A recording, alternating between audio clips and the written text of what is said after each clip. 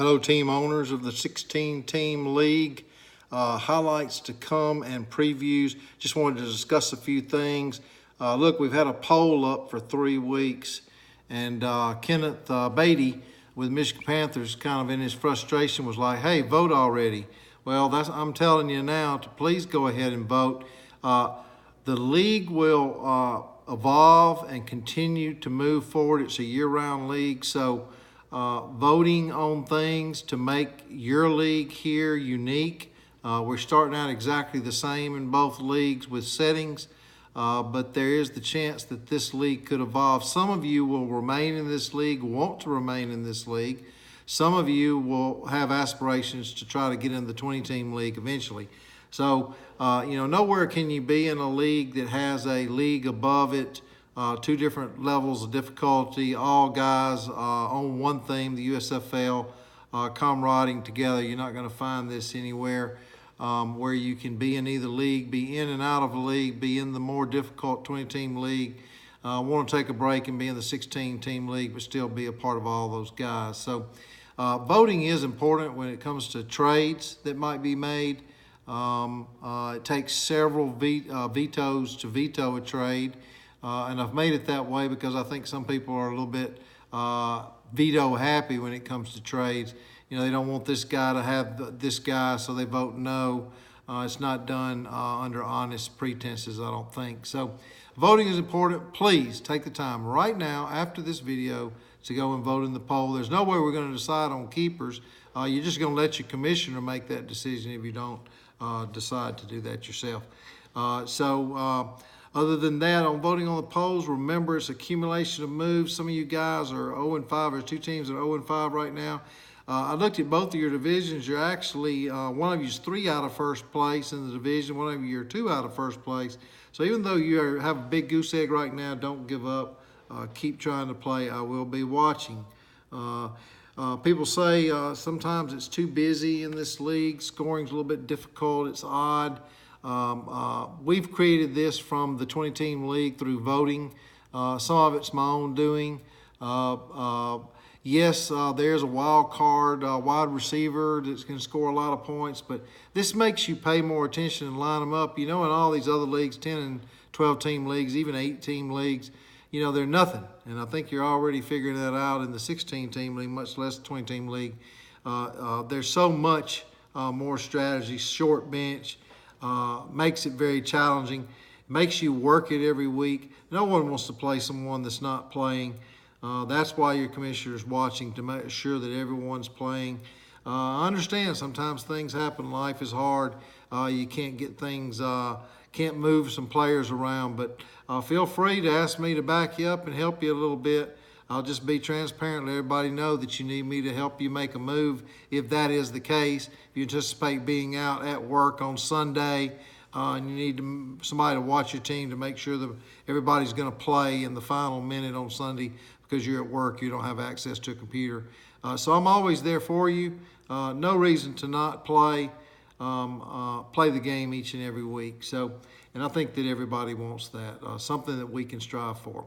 With all of that being said, we do have 2 new owners, El Briscoe, and then he's going to be at the Los Angeles Express, won his first game this past week. And then we also have Craig Christian with Outlaws right now, may stay with Outlaws, may move to somewhere else. Here we go, highlights, week 5. The Memphis Showboats win over the Stallions. Gurley and Galladay for William Brackeen's team. Just too much for Chris Frame and the Birmingham Stallions this week. Memphis wins that game, stays in atop the South 29-25. Chicago Blitz and the Generals battled it out this past week. Jose took a tough loss by 0.2 points as Larry Hansen pulls it out in that game. He was just good enough to pull that one out.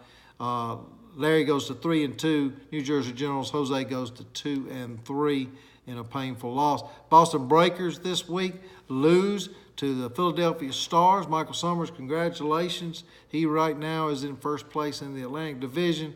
Tampa Bay Bandits are 0-5. Brian Tracy with a miserable start against the Jacksonville Bulls. Michael Rodriguez goes to 3-2 and is in the hunt in the South.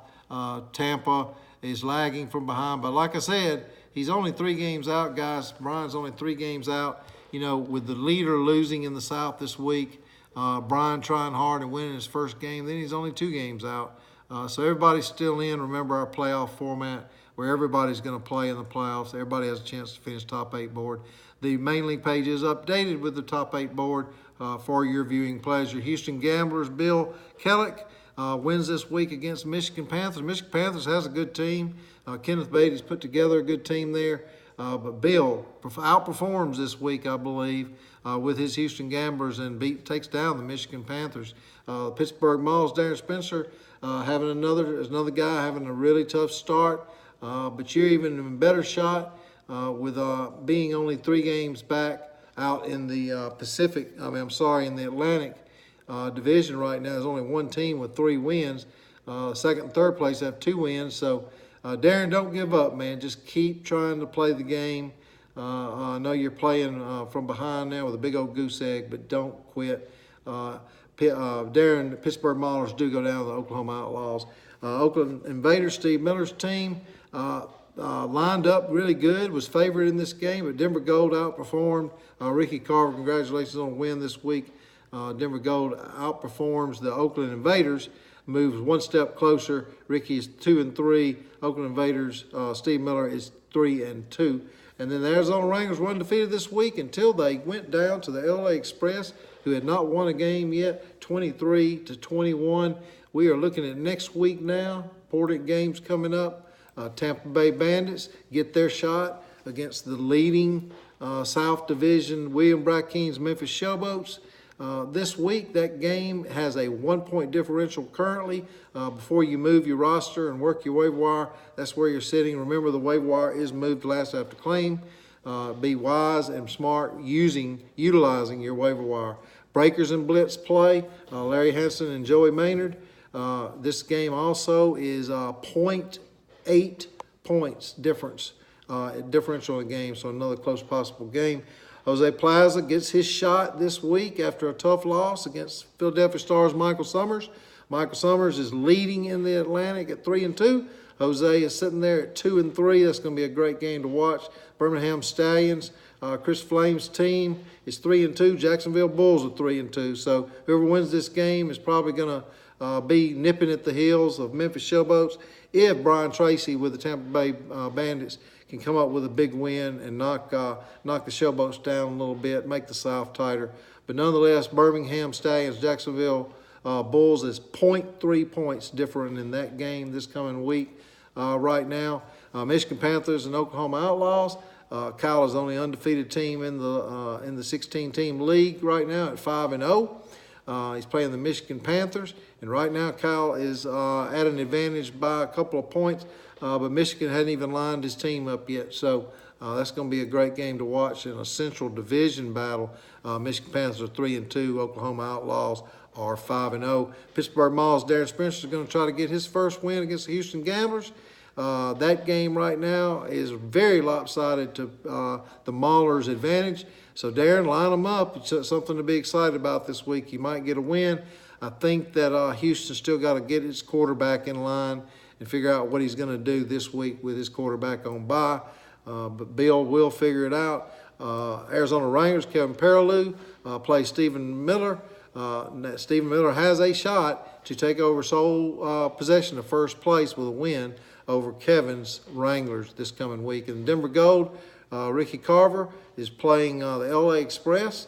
Those 2 teams are in the bottom side of the Pacific Division at this time. But 1 win can make all the difference in the world. That game is 0.3 points. So all the games are close. That is about all I have to cover with you guys. Look, I am watching, as Kyle said. I see no reason why people should wait till Sunday to try to pick up, say, a tight end that they needed on Monday.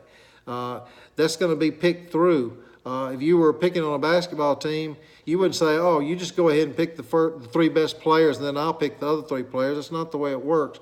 Everybody should be working it. starting on Monday night. Good luck, everybody.